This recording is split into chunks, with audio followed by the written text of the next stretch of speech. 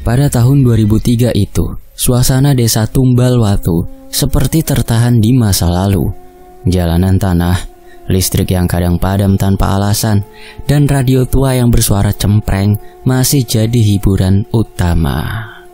Di tengah keterpencilan itu, berdirilah rumah besar milik Raka Sira atau Pak Sira.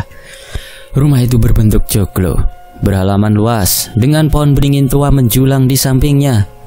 Tempat anak-anak kampung ogah main.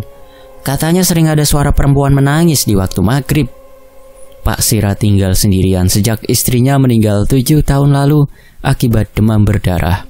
Ia tidak memiliki anak. Hidupnya kini hanya diisi mengurus sawah, mengecek kontrakan, dan duduk di teras sambil menyulut rokok lobot sambil menonton ayam-ayam miliknya bertengger di kandang. Tapi, ada yang terasa hampa dari hidup yang tenang itu.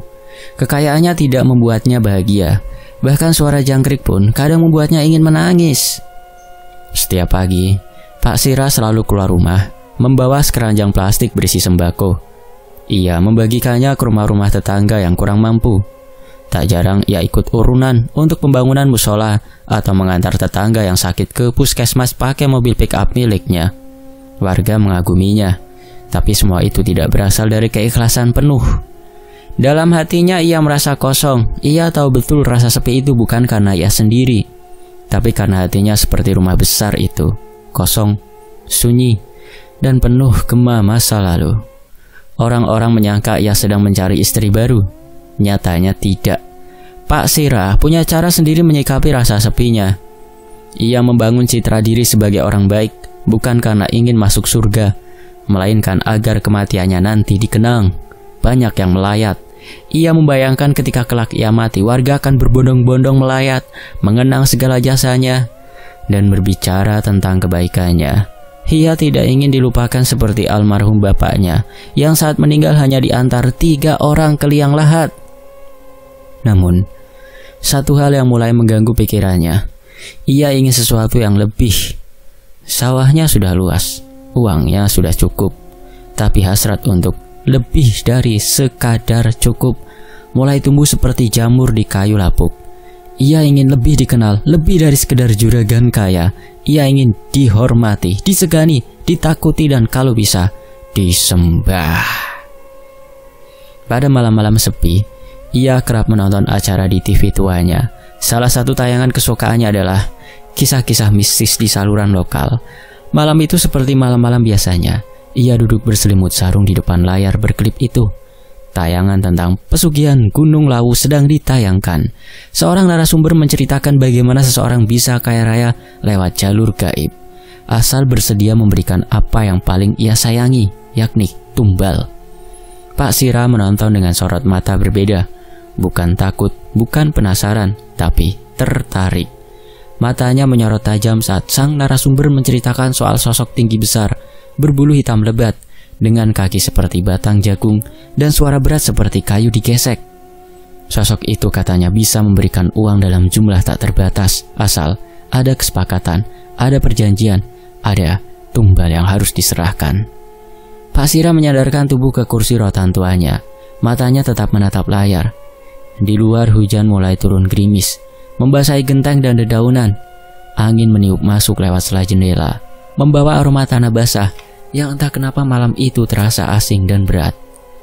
Apa gunanya semua ini kalau aku tetap merasa kecil? Gumamnya lirih. Ia tidak lagi memikirkan istri baru, tidak pula peduli pada pujian tetangga. Dalam dirinya ada suara halus tapi kuat yang menyuruhnya bergerak, menyuruhnya mencari lebih dari sekedar harta biasa. Suara yang menggoda dengan janji bahwa ia bisa memiliki lebih dari yang manusia lain punya, asal tahu jalannya. Malam itu, sebelum tidur, ia berdiri di depan cermin, memandangi bayangannya sendiri. Wajahnya tampak biasa, keriput dan lelah, tapi matanya seperti menyimpan sesuatu, seolah baru saja bertemu dengan ide berbahaya dan tak sabar ingin mencobanya. Di luar rumah, suara kodok bersahut-sahutan, tapi bagi Pak Sira, yang paling keras adalah suara di dalam kepalanya, suara yang terus bertanya, kalau mereka bisa, kenapa aku tidak? Dan disitulah semuanya mulai. Saat kesepian berubah menjadi obsesi, saat kekosongan mulai diisi oleh ambisi yang tak wajar. Dan ia tidak tahu bahwa malam itu orang lain sedang menatap rumahnya dari balik pohon beringin tua, menyeringai, menunggu.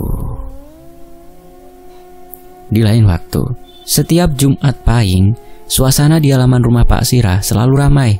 Warga, terutama para ibu, berbondong datang membawa keranjang, tas belanja kain, bahkan kantong plastik bekas deterjen.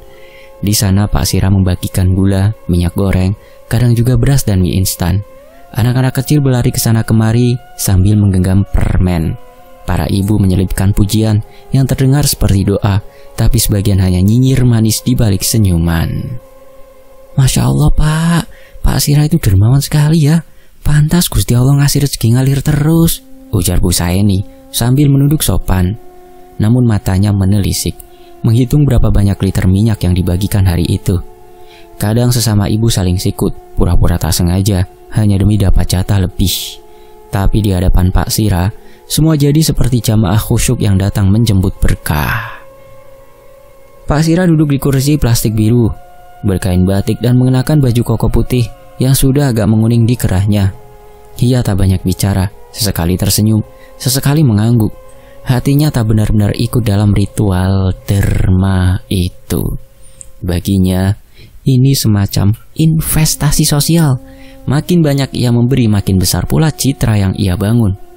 Kalau nanti aku mati, orang bakal datang berbondong-bondong, ratusan bahkan ribuan. Tangisan mereka bakal keras, mungkin masuk koran lokal. Pikirnya dalam diam sambil menyulut rokok robot. Ia tahu manusia mudah terpesona oleh citra, dan desa Tumbalwatu yang terpencil jauh dari pusat keramaian dan masyarakatnya masih percaya pada pamor dan pesona menjadi ladang subur bagi egonya yang tumbuh subur. Pak Sirah tidak jahat, ia juga tidak sepenuhnya baik. Ia pandai memainkan bayangan di dinding, seperti wayang yang menari mengikuti dalang. Ia memainkan peran sebagai orang suci di mata masyarakat. Tapi saat malam tiba dan semua tamu sudah pulang, wajahnya kembali jadi kosong, tidak bahagia, tidak sedih juga, hanya kosong, suwung. Kenapa kebaikan ini kok rasanya hambar ya? Tanyanya pada dirinya sendiri suatu malam saat menyendiri di dapur sambil menyeruput kopi tubruk. Ia memandang dinding rumah yang dihiasi figura berisi foto-foto hitam putih. Salah satunya adalah foto almarhum istrinya, Suryaningrum. Wajah yang manis, teduh, dan dulu selalu jadi pengingat akan kebaikan sejati. Tapi sejak kepergiannya, hati Pak Sirah seperti kehilangan kompas. Kadang ia bertanya dalam hati, apakah Suryaningrum bangga melihat dirinya sekarang? Atau justru kecewa karena semua kebaikan yang ia tunjukkan hanya sebatas topeng? Malam-malam sepi seperti itu sering membuatnya gelisah.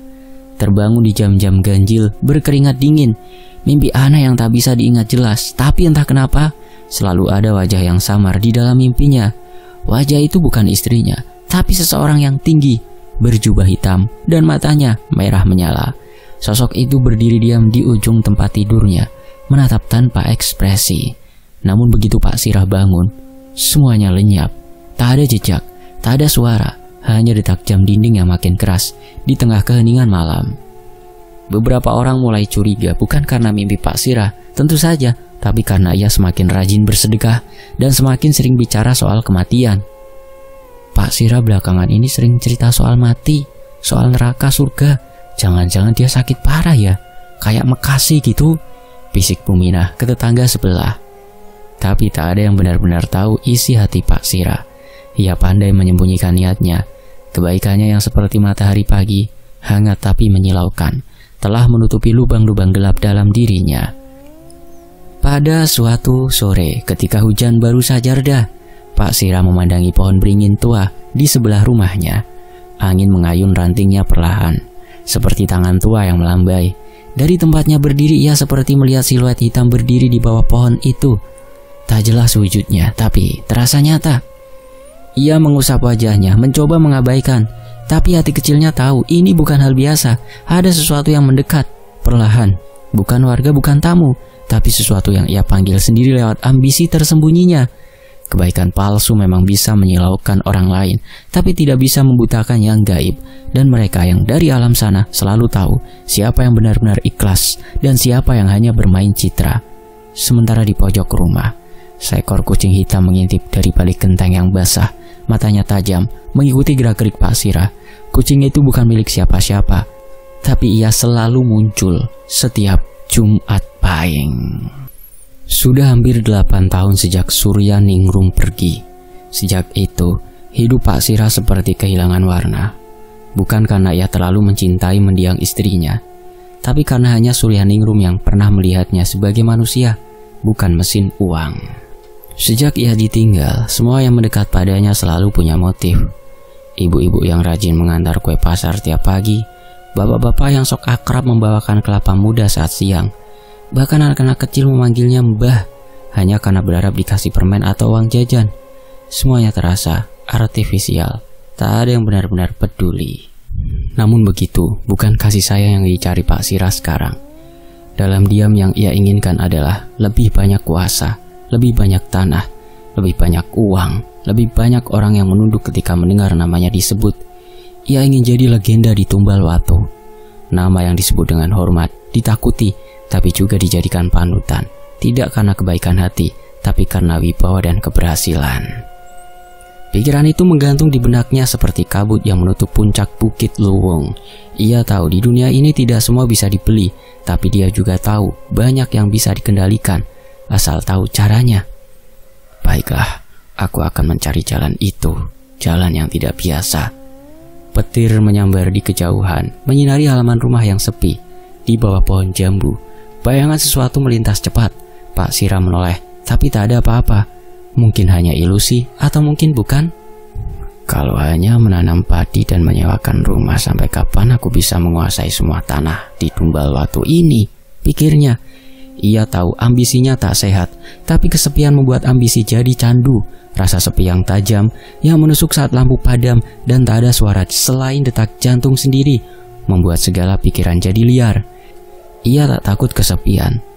Ia hanya ingin menguasai tanah Tumbal Watu sebagai obat dari kesepian. Pak Sirah mengembuskan asap rokok ke langit malam. Hujan mulai reda, hanya sisa titik-titik air menetes dari ujung atap. Angin malam berembus dingin, membuat daun pintu berderit pelan. Ia berdiri menepuk celananya yang mulai lembab dan berjalan masuk ke dalam. Di lain waktu, malam mulai menua ketika Pak Sirah turun dari motornya di pelataran pasar kecil yang mulai sepi. Lampu-lampu mulai dipadamkan. Kios-kios ditutup satu-satu. Tapi bukan belanja yang ia cari malam itu, melainkan bisikan informasi tentang seseorang yang tak disebut di papan nama, tak juga dikenal sembarangan orang. Sudah sejak sore ia berkeliling, dari tukang tambal ban di ujung kampung sampai sopir truk yang sedang merokok sambil menunggu muatan. Semua ia tanyai dengan hati-hati, tanpa menampakkan niat yang sebenarnya. Beberapa menanggapi dengan tawa. Ada yang menyebut nama Ki Broto, dukun yang cukup dikenal, terkenal karena sering membantu orang mencari barang hilang dan pasang susuk. Tapi Pak Sirah hanya tersenyum tipis, pura-pura mempertimbangkan. Dalam hatinya nama Ki Broto terasa terlalu terang, terlalu biasa. Ia ingin yang berbeda, yang sakral, yang tidak semua orang tahu jalannya. Pak Sirah kembali pulang ke rumah. Malam itu ia duduk lebih lama di teras. Rokok kreteknya terbakar perlahan. Asapnya menari di udara yang makin dingin. Pikirannya dipenuhi dengan bayangan. Jalan setapak, malam gelap, dukun yang disebut orang, informasi yang ia dapat, dan niatnya untuk menguasai tanah di semua desa Tumbal Watu. Ia tahu itu bukan lagi soal uang atau status, ini soal kuasa. Ia ingin lebih, ingin dihormati bukan hanya karena gula dan minyak goreng, tapi karena ada sesuatu yang lebih dalam, lebih membuat orang tunduk saat mendengar namanya. Keesokan harinya, setelah subuh, berdasarkan informasi yang ia dapat, Pak Sirah mulai menyiapkan perjalanan. Ia masukkan beberapa lembar uang ke dompet, baju ganti secukupnya, dan satu botol air putih yang sudah ia bacakan doa-doa sederhana, bukan karena ia alim, tapi lebih sebagai jaga-jaga saja. Ia tahu ini bukan perjalanan biasa, hatinya deg-degan, tapi bukan karena takut. Rasanya lebih seperti, akan memasuki dunia baru. Dunia yang tidak semua orang berani masuk ke dalamnya. Sebelum berangkat, ia berdiri di tengah rumah, menatap sekeliling, lantai kayu yang sudah berderit, dinding yang penuh figura lama, dan meja makan yang hampir selalu kosong karena tak ada yang menemani. Ia tersenyum kecil. "Kalau ini berhasil," bisiknya, "rumah ini akan penuh bukan dengan orang mungkin, tapi dengan kekuasaan." Dan dengan itu ia mengunci pintu, menyalakan motor dan mulai menempuh jalan menuju ke arah pegunungan kaki Gunung Lawu. Langit pagi masih abu-abu. Jalanan belum ramai, tapi suara di dalam kepala Pak Sirah tak pernah berhenti berbisik, mengarahkannya, menuntunnya dan kadang menertawakannya. Tapi ia tidak peduli, karena malam kemarin saat ia terlelap sebentar di kursi rotan ruang tengah, suara itu datang lagi, lebih jelas, lebih dalam. Sementara itu kabut menebal seperti jaring-jaring halus yang menggantung di antara ranting dan semak. Tanah becek memeluk roda sepeda motor tua Pak Sirah, membuatnya berkali-kali nyaris jatuh, tapi semangat di hatinya lebih kuat daripada rasa ragu. Rabu Kliwon di bulan Suro, katanya, adalah waktu terbaik untuk memulai sesuatu yang besar, termasuk perjanjian yang tak bisa dicabut lagi. Dan Pak Sirah dengan mata yang menyimpan rasa haus dan bibir yang kering oleh ambisi, terus maju. Ia melewati pematang, menyeberangi jembatan bambu yang berderit tiap kali diinjak, dan akhirnya tiba di sebuah jalur sempit yang nyaris tak terlihat. Aroma kemenyan perlahan muncul, makin lama makin kuat, bercampur dengan bau tanah basah dan dedaunan yang membusuk. Di ujung jalur itu berdiri sebuah rumah kayu reot, dindingnya dilapisi lumut, atapnya bolong di beberapa bagian. Di sekelilingnya pohon-pohon besar menggantungkan kain putih kusam, menari pelan ditiup angin. Beberapa kain bahkan berlumur tanah, seperti sudah dikubur dan kemudian digantung kembali. Tanpa mengetuk, pintu rumah itu terbuka. Di ambangnya berdiri seorang lelaki tua kurus dengan rambut panjang, keperakan, tergerai. Mata kecilnya tajam seperti bilah pisau, dan tangannya menggenggam tongkat dari akar pohon yang melingkar. Mbah Kersan. Ia tidak terlihat ramah, tapi juga tidak mengusir. "Ada apa datang kemari? Apa yang kau cari?" katanya lirih, namun nadanya menggetarkan udara. "Aku nasehatin kamu ya, Cah Lanang. Satu, datang banyak, dan yang ada bisa hilang semua." Pak Sirah diam. Ia tidak sepenuhnya paham maksud kalimat itu, tapi hatinya merasa kalimat itu bukan sekedar kata-kata sambutan, itu peringatan atau mungkin ancaman halus.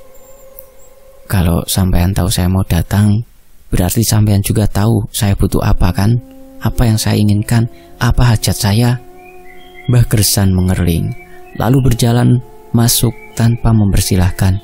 Tapi itu justru tanda untuk mengikuti, dan Pak Sirah seperti seekor anjing yang mencium bau tulang, melangkah masuk.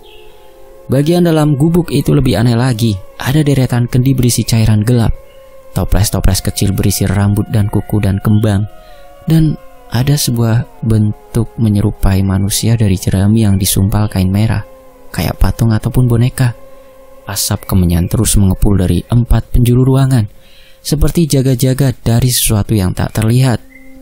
Di tengah ruangan, ada sebentuk lingkaran dari serbuk putih yang dijaga oleh 5 kepala kambing yang sudah mengering. Di sanalah Mbah Kersan duduk bersila dan memerintahkan Pak Sirah untuk ikut. "Duduk, tapi jangan sembarangan buka mulut. Sekali salah kata, bisa nyasar." Pak Sirah menuruti. Ia duduk perlahan, memejamkan mata saat diminta, dan mulai mendengar bisikan-bisikan kecil dari tempat yang entah di mana. Telinganya terasa gatal seperti ada yang menyusup ke dalamnya. Mbah Kersan mulai membaca sesuatu dalam bahasa yang tidak dipahami. Bukan Jawa, bukan Arab. Lebih mirip suara-suara patah yang menyerupai desis, geraman, dan gumaman pelan yang menusuk ke dasar batin. Suasana mendadak dingin. Udara berubah pekat. Lampu minyak yang tergantung di langit-langit mulai bergoyang sendiri meski tak ada angin. Tiba-tiba, dari balik bilik bambu, terdengar suara langkah kaki, tapi tak satu pun dari mereka menoleh. Mbah Kersan hanya menambah volume bacaan, dan lingkaran serbuk putih mulai menyala seperti bara api yang hidup. "Dengarkan baik-baik, apapun yang kamu lihat nanti, jangan bicara, jangan menyebut nama siapapun, dan jangan lari. Kalau kamu lari, roh yang datang akan mengikutimu sampai kapanpun." Pak Sira menelan ludah. Dingin di tengkuknya bukan lagi karena cuaca, tapi karena sesuatu sedang memperhatikannya. Ia tahu, ia tak sendirian di ruang itu. Bahkan sejak awal ia datang. Sebuah suara berat dalam menggaung, tapi tidak dari mulut Mbah Kersan. Berkata, "Apa yang kau bawa untukku?" Pak Sira membuka matanya sedikit. Muncul bayangan besar, tinggi menjulang, dengan rambut lebat dan mata merah menyala. Kakinya seperti batang jagung besar dan berserat. Ia menggigil, tapi tidak bicara. Mbah Kersan menoleh perlahan. "Jawab dalam hati, kau mau apa? Dan kau rela berikan apa?" Pak Sira menunduk dalam hati. Ia berkata, "Aku ingin kekuasaan di Tumbal Watu. Aku ingin semua tunduk padaku dan aku akan berikan apapun, asal bukan nyawaku sendiri." Lalu angin besar berhembus, lampu minyak padam, dan suara itu kini terdengar lebih dekat, lebih jelas, berbisik seperti ular melilit kupingnya. Kemudian Pak Sira mengambil pisau dan menggores jari telunjuknya sesuai dengan petunjuk Mbah Kersan. Darah menetes ke sebuah kain dan perlahan meresap ke simbol-simbol merah itu, seperti hidup. Garis-garis itu bergerak sendiri lalu menyatu membentuk mata yang terbuka di tengah kain. Mata itu berkedip sekali, kemudian menghilang. "Kita sepakat." "Perjanjian selesai," bisik Mbah Kersan. "Mulai malam ini kau tak lagi jadi manusia biasa. Uang akan bergetar menghampirimu, akan datang sendiri padamu, asal kau tetap menjaga aturan." Pak Sira mengangguk, tubuhnya bergetar, bukan karena takut, tapi karena rasa percaya aneh yang tumbuh dari dada. Seolah ego yang menguasai pikirannya untuk menguasai Tumbal Watu benar-benar akan terwujud. Sejak malam itu, hidup Pak Sira berubah drastis. Waktu bangun tidur, keesokan harinya ia menemukan kantong plastik hitam di bawah ranjangnya. Ia sempat berpikir itu kantong sampah yang entah kenapa bisa terselip di sana. Tapi waktu dibuka, matanya membelalak. Isinya uang. Lembaran ratusan ribuan yang sudah usang, tapi baunya anyir dan apak seperti sudah lama terkubur. Pak Sira menatap uang itu dengan campuran rasa takut dan tak percaya. Tangannya sempat gemetar saat mencoba menghitung jumlahnya tak sedikit, bahkan terlalu banyak untuk ukuran kantong plastik sebesar itu. "Ini nyata," bisiknya pelan, tapi kemudian ia tersenyum kecil. Nyata atau tidak, ini bisa buat beli tanah untuk menguasai Tumbal Watu. Hari-hari selanjutnya berjalan seperti mimpi yang dibalut mimpi indah. Setiap malam tepat pukul 2 dini hari, suara pintu kamarnya berderit sendiri, bukan karena angin, karena semua jendela tertutup rapat. Lalu terdengar suara tawa anak kecil seperti main petak umpet, kadang disusul suara tangisan lirih, suara perempuan yang seolah menyesal tapi juga marah. Di bawah ranjangnya, uang terus muncul. Awalnya sedikit, satu plastik, lalu menjadi beberapa plastik. Bahkan muncul satu koper penuh yang isinya seperti cetakan baru dari bank. Tapi semakin banyak uang datang, semakin aneh pula rumah itu terasa. Pak Sira mulai melihat bayangan-bayangan melintas di ujung matanya. Kadang di dapur, kadang di kamar mandi. Pernah sekali waktu ia tengah makan sendiri, sendok di tangannya terlepas karena ada suara nafas panjang di belakang telinganya. Ia menoleh, tak ada siapa-siapa. Yang lebih menyeramkan, radio tua di ruang tengah kadang menyala sendiri dan memutar lagu keroncong dari zaman 70-an. Padahal colokannya sudah dicabut. Namun anehnya Pak Sira tak lari, tak mencoba kabur, seolah rasa takutnya selalu dikalahkan oleh tumpukan uang yang terus datang. Dengan uang itu, ia mulai membeli tanah, menambah lagi sawah. Pokoknya tanah-tanah yang ada di Tumbal Watu yang ingin dijual langsung dia beli. Dan tak lupa ia menyumbang ke masjid kampung, musola, sebagai bentuk amal dan bentuk citra positif. Bagi-bagi sembakonya pun masih tetap berjalan. Warga kampung pun mulai bertanya-tanya. Tapi tetap saja beberapa warga tetap menduga bahwa semakin dia dermawan, semakin banyak uang yang akan menghampirinya. Tak ada yang curiga tentang pertambahan kekayaan Pak Sira dengan jalan yang menyimpang. Beberapa bulan setelah hidupnya dilimpahi uang, Pak Sira kembali resah. Hatinya tak lagi puas, selalu haus. Tidak puas dengan keberlimpahan yang ada sekarang. Surat-surat tanah sudah tertumpuk rapi di meja. Perhiasan emas ia beli bukan untuk dikenakan, tapi hanya ditaruh di dalam lemari kaca agar bisa ia pandangi tiap hari. Ia bahkan membeli televisi layar datar di tahun itu, besar yang tak pernah ia nyalakan. Tetapi tetap saja ada ruang kosong di hatinya yang seperti tak bisa terisi. Suatu malam, dengan pikiran yang kabur antara haus harta dan rasa takut akan kehilangan segalanya, ia kembali menempuh jalan menuju rumah Mbah Gersan. Saat itu, posisi cuaca berkabut pekat, seolah alam pun menolak kehadirannya. Tapi Pak Sirah tak peduli.